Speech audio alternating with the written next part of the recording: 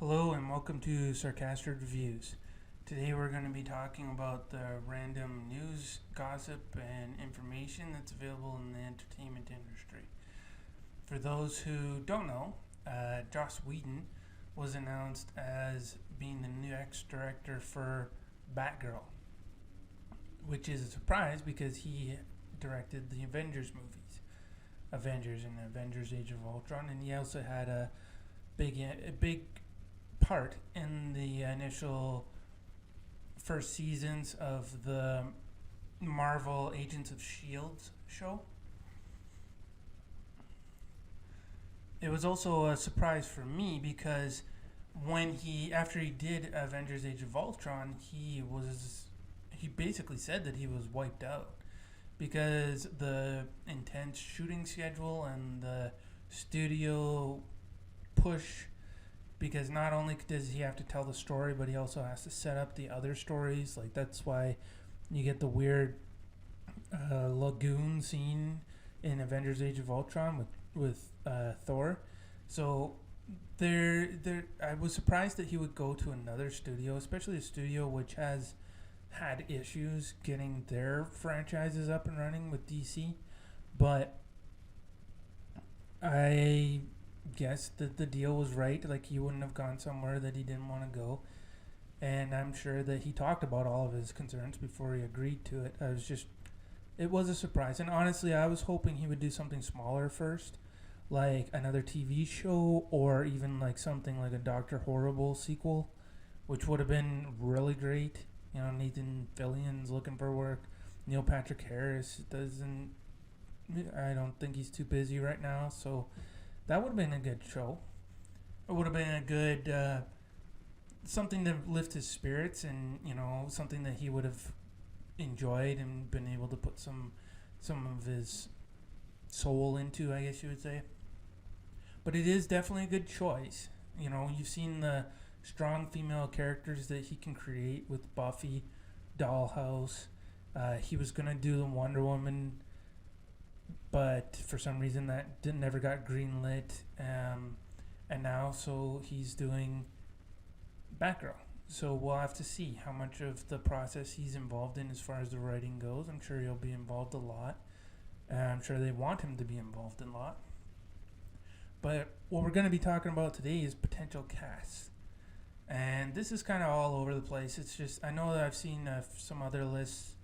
And it depends on what story they're going to pick. If they're going to have like an origins of Batgirl, maybe they will go into the 60s and actually have like a period piece of a young Batgirl initially becoming Batgirl. That would be interesting.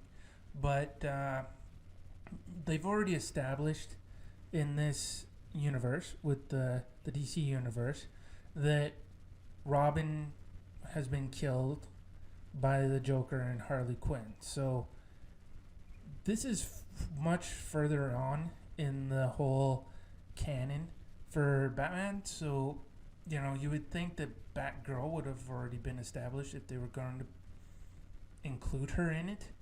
So it's possible that they might just show her as she's already there. Or they might do the Oracle. That would be an interesting story. So that all of that unknown information will affect casting. But for now, I'm just going to give my top 5 picks and a little blurb about why I think they would be good for the role. So first, I'd say Emma Roberts, the daughter of Eric Roberts, niece of Julia Roberts. She was great in American Horror Story. She was in movies like Scream 4 and We're the Millers. And she was in Nerve, which was an underrated movie. Not great, but underrated for sure. And I think she could pull it off. She could pull off the action. She could pull off the acting for sure. She's shown that she can do that. And I'm guessing, with Joss Whedon involved, that it'll be a darker.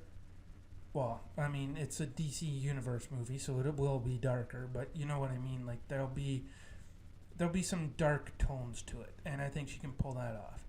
The second one, is Shailene Woodley.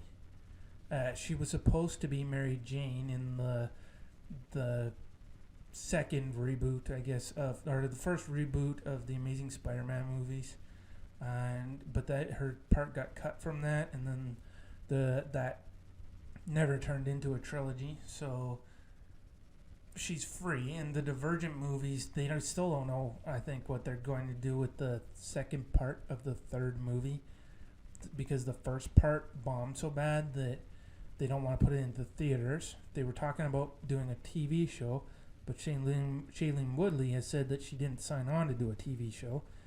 So that could be interesting. But I think she's free. She's ready.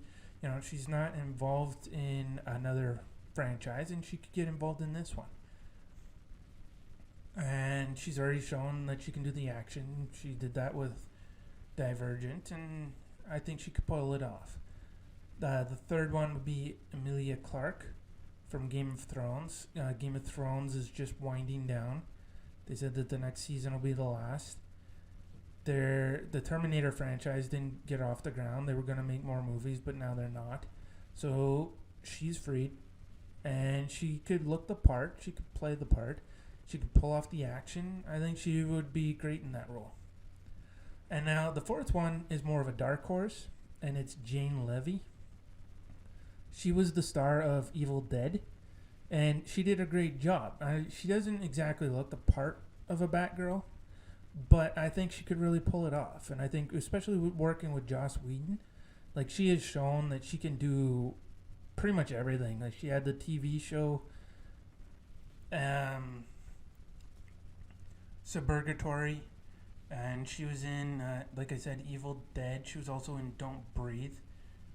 So those were two intense roles. But she could also play the comedy.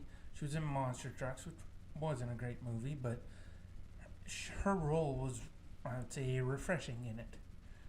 And then the fifth movie, and this is the fifth actress I would pick, and this is more if they decide to go the role of Oracle, that she's been shot by the Joker and she's paralyzed, and she's Oracle. She's more of the quarterback of the Justice League. That I think would be a great role for Emily Blunt, because you could show in the flashbacks like her action roles, because she can pull off action. She was in The Day After Tomorrow. She did great in that. And Sicario, she was great in that too. But she can also act like really good, and to have her play off the paralyzed part and going through that tragedy, you can really see that, like, a good actress pulling that off and making that a great role.